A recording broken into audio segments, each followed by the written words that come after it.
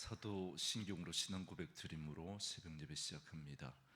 전능하사 천지를 만드신 하나님 아버지를 내가 믿사오며 그 외아들 우리 주 예수 그리스도를 믿사오니 이는 성령으로 잉태하사 동정녀 마리아에게 나시고 본토 빌라도에게 고난을 받으사 십자가에 못 박혀 죽으시고 장사한 지 사흘 만에 죽은 자 가운데서 다시 살아나시며 하늘에 오르사 전능하신 하나님 우편에 앉아 계시다가 저리로서 산자와 죽은 자를 심판하러 오시리라.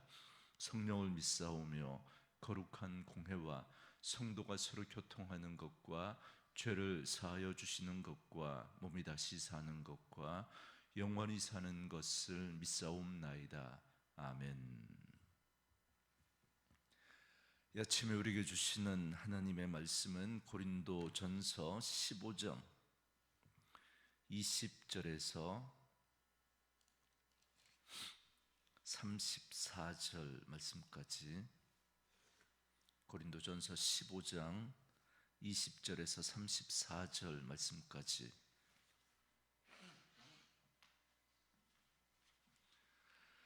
말씀 찾으셨으면 한 목소리로 같이 읽습니다.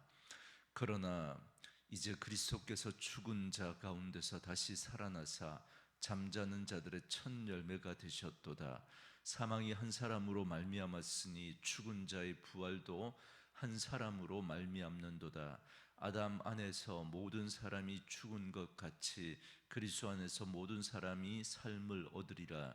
그러나 각각 자기 차례대로 되리니 먼저는 첫 열매인 그리스도요, 다음에는 그가 강림하실 때에 그리스도에게 속한 자요, 그 후에는 마지막이니 그가 모든 통치와 모든 권세와 능력을 멸하시고 나라를 아버지 하나님께 바칠 때라. 그가 모든 원수를 그 발 아래에 둘 때까지 반드시 왕노릇 하시리니 맨 나중에 멸망받을 원수는 사망이니라. 만물을 그의 발 아래에 두셨다 하셨으니 만물을 아래에 둔다 말씀하실 때에 만물을 그의 아래에 두시니가 그 중에 들지 아니한 것이 분명하도다. 만물을 그에게 복종하게 하실 때에는 아들 자신도 그때 만물을 자기에게 복종하게 하신 이에게 복종하게 되리니 이는 하나님이 만유의 주로서 만유 안에 계시리 하심이라.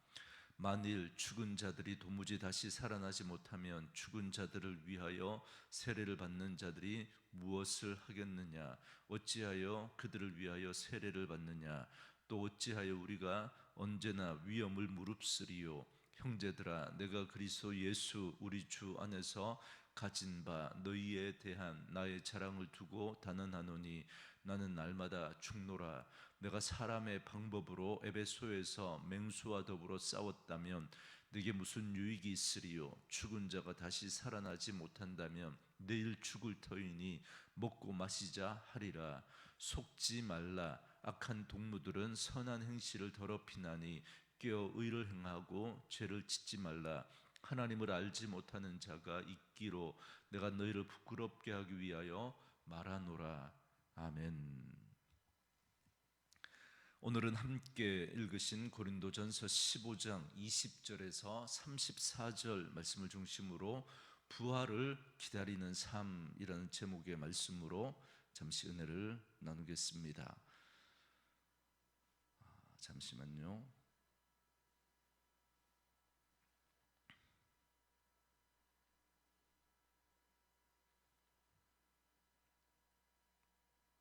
네, 사도 바울은 고린도 교인들 중에서 죽은 자의 부활이 없다라고 하는 자들의 주장을 일축했습니다.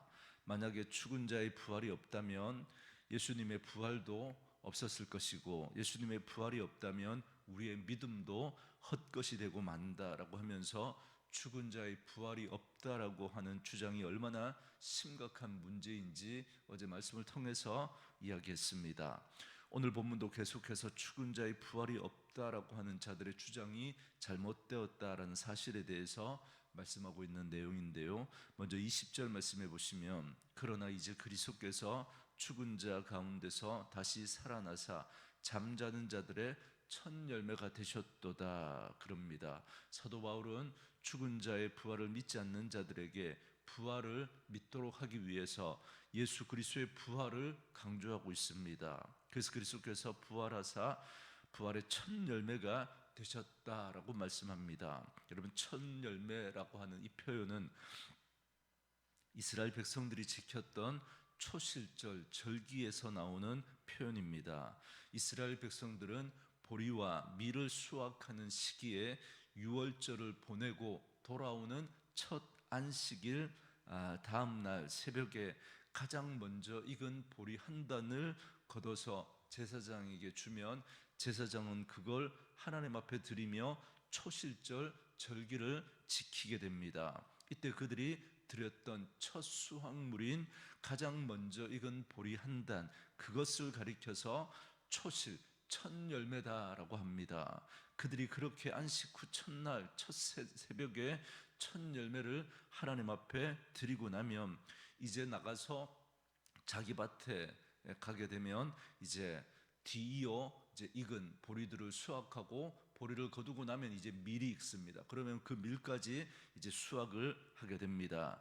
이처럼 첫 열매는 앞으로 뒤이어 수도 없이 많은 열매들이 맺게 되는 보증과도 같은 겁니다. 그렇기 때문에 첫 열매는 수확할 많은 열매의 보증서와도 같은 의미라고 말할 수 있습니다. 그러니까 바울은 지금 예수님의 부활을 그 초실절 하나님 앞에 드렸던 그 첫 열매와 같다라고 말씀하고 있는 겁니다.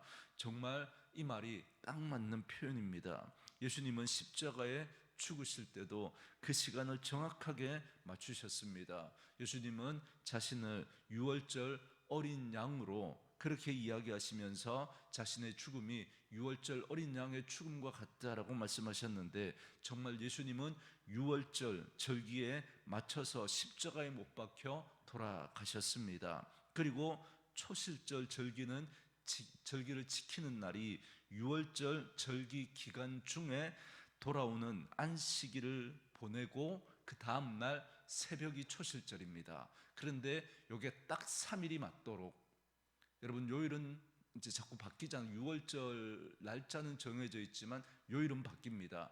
그러니까 6월절이 딱 금요일이 되어야, 그래야 예수님께서는 이제 돌아오는 안식일 그 다음 날 제3일째 되는 날 이렇게 부활하시는, 그래서 초실절 첫 열매로 그렇게 하나님 앞에 드렸던 것처럼 부활의 첫 열매로 예수님께서는 6월절 어린 양으로 죽으시고 또 초실절 첫 열매로 부활의 첫 열매가 되셨다라는 것입니다. 그러니까 예수님은 이 시간 타이밍까지 정확하게 맞추셨습니다. 그렇기 때문에 예수님의 부활은 예수님 자신만이 가지는 어떤 특별한 능력이나 신비한 경험이 아니라 첫 열매로서 앞으로 예수 믿는 수많은 성도들이 그렇게 예수님처럼 부활하게 될 것을 말씀해 주고 있는 겁니다. 그렇기 때문에 예수 믿는 우리도 예수님처럼 부활합니다. 그리고 21절 말씀에서 이렇게 말씀합니다. 사망이 한 사람으로 말미암았으니 죽은 자의 부활도 한 사람으로 말미암았도다 그럽니다. 사도 바울은 아담 한 사람의 죄로 말미암아 죄와 사망이 들어온 사실을 예로 들면서 부활도 한 사람 예수 그리스도로 말미암아 오게 된다라는 사실을 말씀하고 있습니다. 이 개념을 이해하시려면 대표성의 원리를 아셔야 합니다. 대한민국을 대표해서 국가대표 축구 선수들이 다른 나라와 경기를 해서 이기면 대한민국 모든 사람이 우리가 이겼다라고 하는 것과 똑같은 원리입니다. 아담은 인류를 대표하는 첫 사람이기 때문에 아담의 죄는 곧 우리 인류 모두의 죄가 된 겁니다. 똑같은 개념으로 아담 한 사람으로 말미암아 지은 죄를 인류를 대표해서 죄가 없는 한 사람의 죽음으로 대신할 수 있는데, 그런데 모든 사람이 다 죄를 범하였기 때문에 그렇게 할 수 있는 사람이 없습니다. 대표성을 가질 수 있는 사람이 없는 거죠.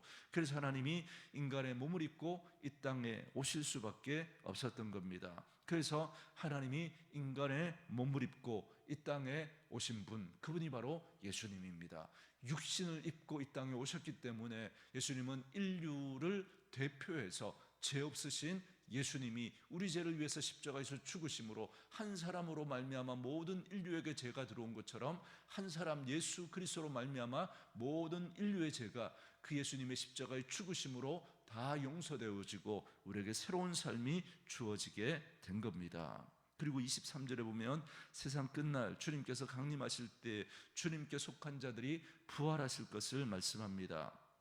그때에는 세상의 모든 마귀의 권세를 완전히 멸하시고 이 세상을 하나님께 바칠 것이다 라고 말씀합니다. 그리고 계속해서 25절부터 28절까지 말씀에서는 이렇게 이 세상의 역사가 끝이 나고 완전한 하나님의 통치에 들어가기 직전까지의 과정에 대해서 말씀하고 있습니다. 먼저 25절에 보면 그가 모든 원수를 그 발 아래에 둘 때까지 반드시 왕노릇하시리니 그럽니다.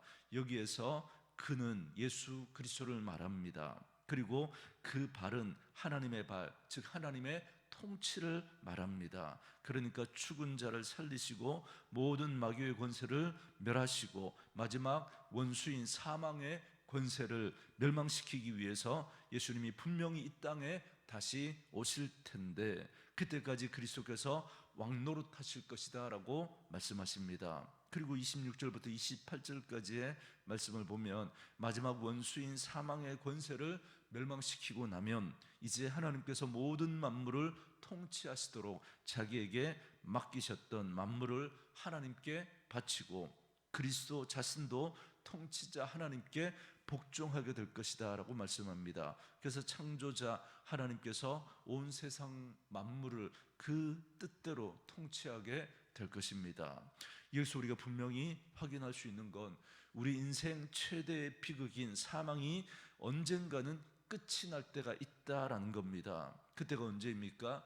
우리 주님 재림하실 때입니다. 그리고 뉴스를 보기가 겁이 날 만큼 지금 우리 주변에서 너무나 끔찍한 일들이 벌어지고 있지 않습니까? 그 모든 일 뒤에는 악한 권세가 있습니다. 그런데 그 사탄의 권세도 다 멸망할 때가 오게 될 것이다 라는 겁니다. 그때도 역시나 주님의 재림의 때입니다. 주님의 재림의 때 주님에 의해서 사탄의 세력은 완전히 멸망을 받게 될 것입니다. 그렇기 때문에 우리는 날마다 주님의 재림을 소망하며 살아야 합니다. 그런데 오늘 우리들에게 마라나타 주 예수여 오시옵소서라고 하는 재림에 대한 소망이 점점 더 희박해지고 있습니다. 그것이 혹시 이 땅에 대한 소망이 너무 많기 때문은 아닌지 다시 한번 우리를 돌아보고 부활의 소망과 함께 그 부활의 소망이 온전히 이루어질 예수 그리스도의 재림에 대한 소망을 함께 붙들고 살아가는 저와 여러분들이 될 수 있기를 주의 이름으로 축원합니다. 그리고 29절 말씀에 만일 죽은 자들이 도무지 다시 살아나지 못하면 죽은 자들을 위하여 세례를 받는 자들이 무엇을 하겠느냐? 어찌하여 그들을 위하여 세례를 받느냐? 그럽니다. 여러분 말이 좀 어렵죠. 무슨 말이냐면 만일 부활이 없다면 왜 죽은 자들을 위해서 세례를 받느냐라는 말입니다. 이 말이 우리에게 너무나 생소하기 때문에 어렵게 들리는 말씀인데요. 사실 이 구절은 아주 해석이 어려운 말씀입니다. 왜냐하면 죽은 자들을 위한 세례는 우리에게 너무나 낯선 개념이기 때문입니다. 지금 우리 기독교 신앙과 믿음에는 있을 수가 없는 일이죠. 우리가 가지고 있는 믿음으로는 죽은 자를 위해서 기도하는 일도 안 됩니다. 그래서 장례식에서 세상 사람들이 일반적으로 쓰는 명복을 빈다라는 그런 말도 우리는 쓰지 않습니다. 그런데 이미 죽은 자를 위해서 세례를 받는다라는 건 이건 있을 수도 없고 설령 한다고 해도 그것이 아무런 효력이 없기 때문에 그렇습니다. 그렇지만 당시 고린도 교회에서는 실제로 그런 일들이 행해졌습니다. 아직 신학과 교리가 온전하게 정립되지 않은 초대교회의 상황에서 이런 어처구니 없는 일들이 용인되었던 것 같습니다. 분명히 이건 잘못된 행동입니다. 그러나 지금 바울이 이 말을 하고 있는 건 죽은 자들을 위한 세례가 옳으냐 그르냐를 따지려고 하는 게 아닙니다. 바울은 지금 너희가 부활이 없다고 하면서 왜 죽은 자들을 위해서 세례를 베푸느냐라고 하면서 그들의 모순된 행동을 지금 지적하고 있는 겁니다. 제가 어제 죽은 자의 부활이 없다고 하면서 세상 사람들이 장례식에 가서 내세의 복을 비는 명복을 빈다라고 하는 그 말이 얼마나 모순된 행동인지를 제가 말씀드렸던 것처럼, 바울도 지금 죽은 자의 부활이 없다고 하면서 죽은 자를 위해서 세례를 행하는 그들의 모순된 행동을 지적하고 있는 겁니다.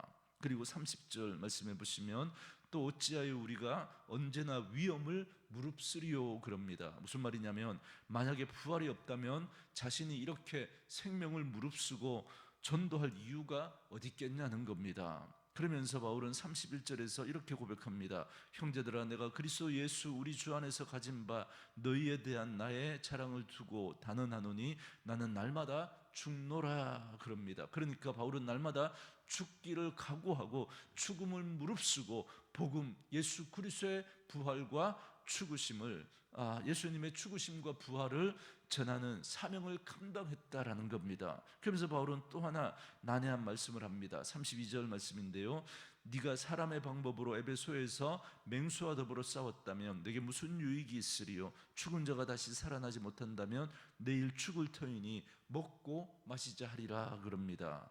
이 말씀을 쉽게 풀어서 설명드리면, 부활에 대한 소망이 없이 그저 인간적인 노력으로 맹수와 싸우듯 죽기를 각오하고 복음을 전파해봐야 그게 무슨 소용이 있겠냐는 말입니다. 부활의 소망이 없다면 이 땅에서 삶이 전부인데, 여러분, 그러니 내일 죽을지도 모르는 그 인생 원 없이 먹고 마시고 즐기며 죽자라는 말입니다. 그러나 바울은 부활의 소망이 있기에 날마다 죽음을 각오하면서 복음을 전파했다라는 겁니다. 이처럼 부활이 없다고 한다면 사람들은 인생을 함부로 막 살게 될 겁니다.